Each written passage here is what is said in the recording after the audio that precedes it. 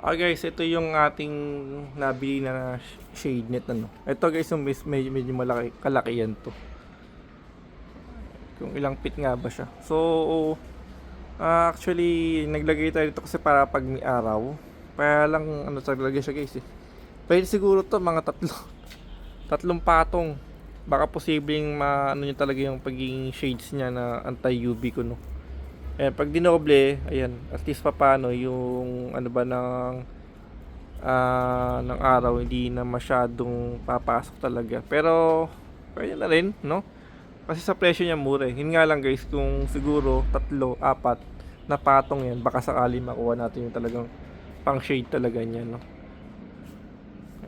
Taas po yung pinagkabitan natin yun, yun, wala siya dun. So ilang araw na siya nakakabit, okay naman, ano? Pwede sa presyo. Yun nga lang guys, pag gusto nyo medyo darker pa siya, tapalan nyo pa or pagpatungin nyo na lang. Doble o triple para mas okay.